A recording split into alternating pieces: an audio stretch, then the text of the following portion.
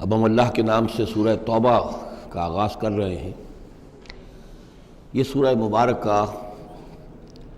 تجزیے کے اعتبار سے قرآن حکیم کی مشکل ترین صورت ہے۔ اس میں کئی خطبات ہیں جو مختلف مواقع پر نازل ہوئے ہیں، اور چونکہ قرآن مجید میں یہ چیز محفوظ نہیں ہے کہ کون سا خطبہ کس وقت نازل ہوا، اس کے حوالے سے بڑی تحقیق کی ضرورت ہوتی ہے، اور جن لوگوں نے اتنی تکلیف گوارا نہیں کی ہے وہ بہت سے مغالطوں میں خود بھی مبتلا ہوئے ہیں اور دوسروں کو بھی مبتلا کیا ہے۔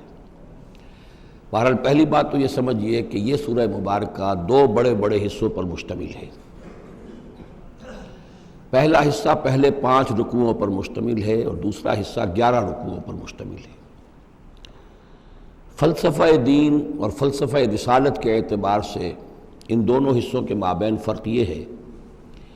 کہ نبی اکرم صلی اللہ علیہ وسلم کی جو بعثت ہوئی تھی، براہ راست بعثت جن میں سے آپ خود تھے، یہ بعثت خصوصی ہے، بعثت خاصہ ہے کہ جو مشرکین عرب کی طرف ہے، بنی اسماعیل کی طرف ہے۔ ایک آپ کی بعثت عمومی ہے پوری نوع انسانی کی طرف۔ آپ دو بعثتوں کے ساتھ مبعوث فرمائے گئے۔ آپ کی جو بعثت خصوصی ہے الی اہل العرب، بنی اسماعیل، مشرکین عرب، چونکہ آپ انہی میں سے تھے اور انہی کی زبان میں آپ نے آخری اتمام حجت کر دیا، لہذا ان کے ضمن میں اللہ تعالیٰ کا جو قدیم قانون ہے رسولوں کے بارے میں کہ اگر کوئی قوم جس کی طرف رسول بھیجا جائے اور وہ اتمام حجت کر دے اور پھر بھی وہ قوم تسلیم نہ کرے تو اس قوم کو ہلاک کر دیا جاتا تھا، عذاب استیصال۔ تو اس قوم کے حق میں تو یہ آخری فیصلہ جو ہے اللہ تعالیٰ کا اسی قانون کے تحت نافذ ہوا۔ اس آخری فیصلے کا جو معاملہ ہے وہ ہے جو پہلے 5 رکوعوں میں آیا ہے۔ یہ حضور صلی اللہ علیہ وسلم کی بعثت خصوصی سے متعلق ہے، اہل عرب کی طرف۔ البتہ چونکہ آپ کی بعثت عمومی ہے پوری نوع انسانی کے لیے، آپ نے جزیرہ نما عرب میں دین کو غالب کر دیا، قائم کر دیا۔ بعثت خصوصی کا تو گویا کہ آخری مقصد آخری درجے میں مکمل ہو گیا، لیکن یہ بعثت عمومی کے کام کا آپ نے آغاز فرمایا ہے صلح حدیبیہ کے بعد۔ آپ نے 7 ہجری تک کوئی مبلغ، کوئی داعی کہیں باہر نہیں بھیجا، جب تک کہ جزیرہ نما عرب میں اس حد تک کامیابی نہیں ہو گئی کہ قریش نے آپ کو تسلیم کر لیا اور آپ کے ساتھ صلح کی، تو جس کو کہ اللہ تعالیٰ نے انا فتحنا لک فتحا مبینا قرار دیا ہے، اس وقت تک آپ نے اپنی پوری توجہ، آپ نے پورا وقت، اپنی ساری صلاحیتیں، اپنی قوتیں مرکوز رکھی ہیں جزیرہ نما عرب کے اندر۔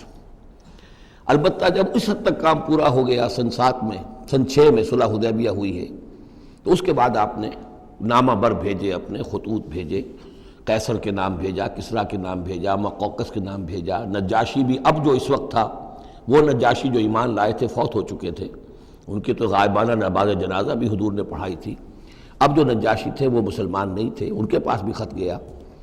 ان خطوط کے نتیجے میں سلطنت روما سے ایک ٹکراؤ شروع ہو گیا۔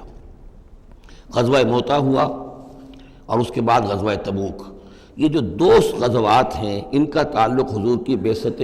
عمومی سے ہے کہ اب بیرون ملک عرب آپ کی دعوت کا اور آپ کی اقامت دین کی جد و جہد کا دائرہ وسیع ہو رہا ہے۔ تو 11 رکوع اس سورہ مبارکہ کے اس سے بحث کر رہے ہیں، وہ غزوہ تبوک کے گرد ہیں۔ ان میں سے 4 رکوع وہ ہیں کہ جو غزوہ تبوک کے لیے ذہنی تیاری کے لیے،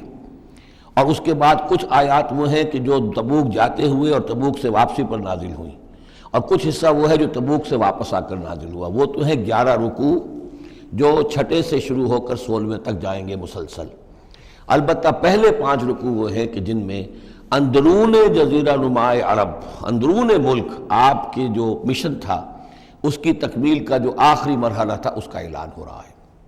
اب یہ جو 5 رکوع ہیں ان میں بھی ایک عجیب تقسیم ہے۔ ان میں 2 رکوع وہ ہیں کہ جو سن 8 ہجری میں فتح مکہ سے قبل نازل ہوئے، ان میں تیار کیا گیا ہے مسلمانوں کو فتح مکہ کے لیے کہ وہ نکلیں، اور ساری رد و قدا ہو رہی ہے کچھ لوگوں کی طرف سے، کچھ منافقین کی طرف سے، کچھ سادہ دل مسلمانوں کی طرف سے، نیک دل مسلمانوں کی طرف سے، کچھ ایسے لوگوں کی طرف سے کہ جن کے وہاں رشتہ دار ہیں، کہ اب اگر جنگ ہوگی اور جا کر ہم حملہ کریں گے مکے پر تو اس سے یہ ہے کہ ان رشتہ داروں کو بھی غضب پہنچے گا۔ کچھ ایسے مسلمان تھے جن کی فیملیز وہاں تھیں اور انہیں اندیشہ تھا کہ وہ کہیں جب یہ چکی پیسے گی تو کہیں گندم کے ساتھ گھن بھی نہ پیس جائے۔ تو ایک رد و قضا ہے جو ان 2 رکوعوں میں آپ کو ملے گی کہ جو نازل ہوئے ہیں سن 8 میں فتح مکہ سے قبل، اور 3 رکوع وہ ہیں کہ جو نازل ہوئے ہیں سن 9 میں ذی قعدہ کے بعد۔ اور یہ جب کہ فتح مکہ ہو چکا، اس سال حضور نے حج نہیں کیا، پھر اگلے سال آپ نے بھی دوبارہ حج نہیں کیا، لیکن آپ نے ایک قافلہ بھیج دیا تھا کہ وہ جائے، اور اس کے امیر کی حیثیت سے حضرت ابوبکر صدیق رضی اللہ تعالیٰ عنہ تھے امیر الحج۔ لیکن جب وہ قافلہ روانہ ہو چکا تھا ذی قعدہ سن 9 میں، تو پھر وہ آیات نازل ہوئیں کہ جو 3 رکوعوں پر مشتمل ہیں، جن میں آخری اعلان کیا گیا ہے کہ اب آئندہ یہاں کوئی مشرک حج کے لیے نہیں آئے گا۔ سن 9 کا حج وہ مشترک تھا،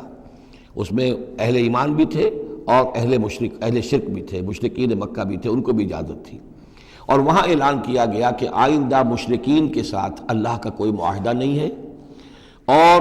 ایک مہلت دی جا رہی ہے اتنے وقت معین کی، اس کے اندر یا تو وہ اسلام لے آئیں اور یا ان کا قتل عام ہو جائے گا۔ یہ سخت ترین آیات ہے قرآن مجید کی کہ جو اس حصے میں نازل ہوئی ہیں، لیکن اس کا فلسفہ سمجھ لیجئے، یہ قائم مقام ہے اس عذاب استیصال کے، جو عذاب قوم نوح پر آیا، قوم ہود پر آیا، قوم صالح پر آیا، قوم شعیب پر آیا، سدوم اور عمورہ کی بستیوں پر آیا، آل فرعون پر آیا، وہ اب مشرکین عرب پر اس لیے آنا ضروری تھا کہ ان کی طرف حضور بھیجے گئے، انہی کی زبان میں کتاب اتار دی گئی، ان پہ اتمام حجت ہو گیا، حق مبرہن ہو گیا۔ اب اگر وہ ایمان نہیں لا رہے ہیں تو عذاب استیصال کے مستحق ہو چکے ہیں۔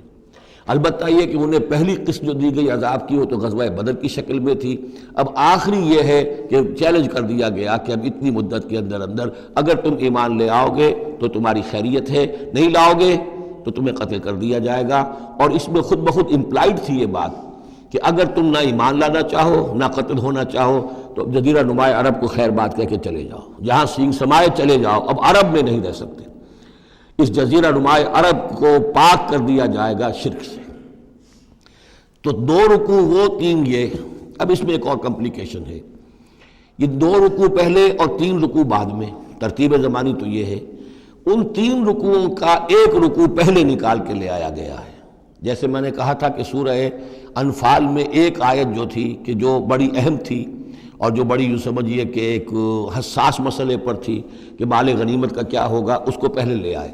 حالانکہ اس کا اصل حکم، اس کی اصل بحث جو ہے وہ سورت کے اندر چل رہی ہے، جا کے وسط میں آ رہی ہے۔ اسی طریقے سے قرآن کا اسلوب ہے کہ جو خاص بہت اہم شے تھی، اگرچہ وہ ان 3 رکوعوں سے متعلق ہے جو بعد میں نازل ہوئے ہیں، لیکن ان کو پہلے سب سے پہلے صورت میں رکھ دیا گیا ہے۔ تو گویا کہ پہلے 5 رکوع بھی 3 حصوں میں ہیں۔ پہلا رکوع جو 6 آیات پر مشتمل ہے، یہ وہ 6 آیات ہیں جن کو دے کر حضرت علی کو بھیجا حضور نے صلی اللہ علیہ وسلم، وہاں جا کر حج کے اعلان کرو، اعلان عام کر دو میری طرف سے کہ اب مشرکین کے ساتھ کوئی معاہدے نہیں۔ اس کے بعد وہ 2 رکوع ہیں جو ایک سال پہلے جو ہے نازل ہوئے ہیں فتح مکہ سے قبل۔